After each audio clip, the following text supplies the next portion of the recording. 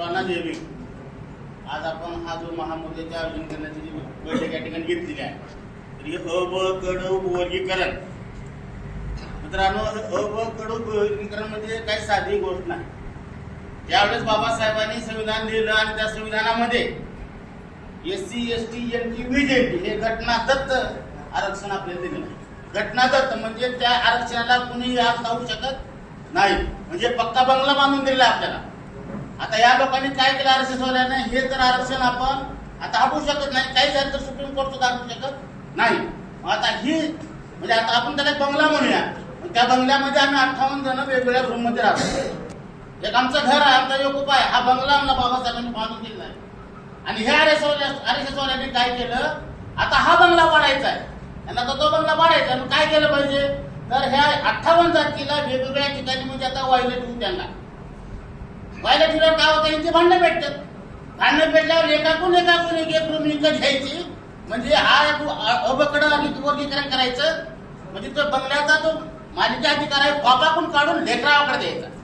लेकरांकडे दिला की मूळ मालक बाजूला, म्हणजे बाबासाहेबांनी दिलेला घटनाचा अधिकार संपला. म्हणजे आरक्षण आदर होणार आणि आदर झाल्याच्या नंतर मग नंतर सुप्रीम कोर्टाच्या माध्यमातून किंवा दुसऱ्या कोणत्या सरकारच्या माध्यमातून हे आरक्षण टप्प्याटप्प्याने हे लोक संपवून टाकणार.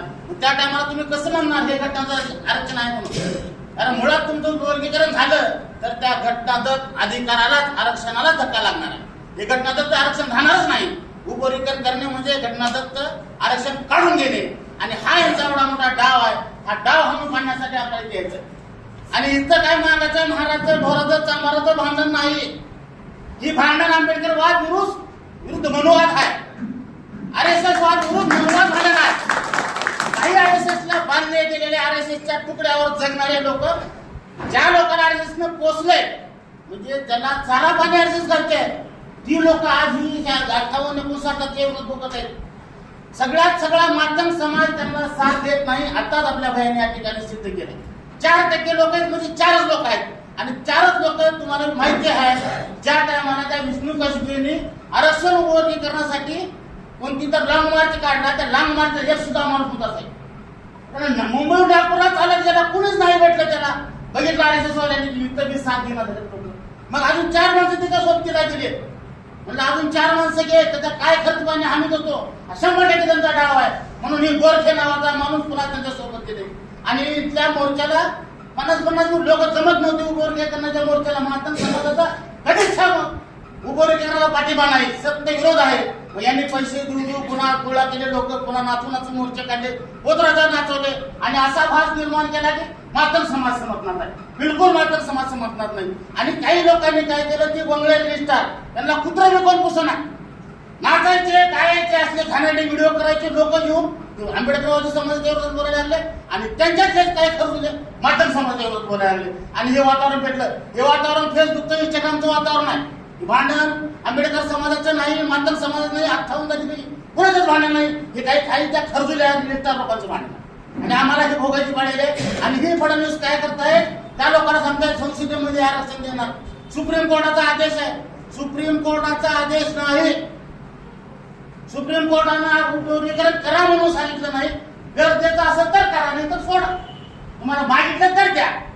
बरं, जबरदस्ती कोणीही याचं उपवर्गीकरण करू नये. पण फडणवीस जबरदस्ती उपवर्गीकरण करण्यासाठी मातंग समाजातले काही 2-4 लोक घेऊन जबरदस्ती मोर्चे काढून भांडण पेटवायचं काम करतायत. फडणवीस साहेब, तुम्ही जे करताय आम्हाला माहित आहे तुम्हाला काय करायचंय. कारण तुमचा जो पक्ष आहे तो शो मेरिट आणि शो नेशन म्हणणार आहे. आरक्षण विरोधी पक्ष आहे. आणि ह्या पक्षाला ह्या भारतातलं कोणतंही आरक्षण ठेवायचं नाही. सगळ्यांचं आरक्षण काढून टाकायचं आहे. म्हणून जे बाकीचे आरक्षण आहे तर ते आदर देणार आहेत. हे घटनादत्त असलेलं आरक्षण म्हणजे हे SC ST NT VJT हे आरक्षणामध्ये उपवर्गीकरण करून हे आरक्षण बुजवून टाकायचं, तो बंगला पाडून टाकायचा आणि सगळ्यांना आरक्षण मुक्त करून मग ह्यांना सगळ्यांना ढिकळ लावायचं. हा डाव RSSचा आहे. आणि मी सर्व महाराष्ट्रातील मातंग समाजाला इतर 59 आव्हान करतो, मित्रांनो, ह्या RSSच्या भूलथापाला बळी पडू नका. कारण हे लोक आपलं बरबाद करण्यासाठी प्रयत्न करतात. आतापर्यंत काही चांगलं केलं नाही. त्यांच्या डोक्यात एकच आहे, आपली इतर समाजाची जी झालेली प्रगती आहे. आज आमची जी महार घोर चांभार समाजाची जी माणसं कलेक्टर झालेत, वकील झालेत, IAS साहेब झालेत, यांच्या पोटामध्ये दुखतंय. आणि हे लोक होऊ नये यांच्या पुढे यांचे मोठे मोठे अधिकारी होऊ नये म्हणून हा उपविवेकनाचा खाट घालून आपला आरक्षण संपवायचा हा यांचा प्लॅन आहे. हा प्लॅन आपण नक्कीच हलवून पाडूया आणि आपण सर्व समाज आणि सर्व जातीने एकत्र येऊन या उपवर्गीकरणाच्या विरोधामध्ये लढूया. एवढं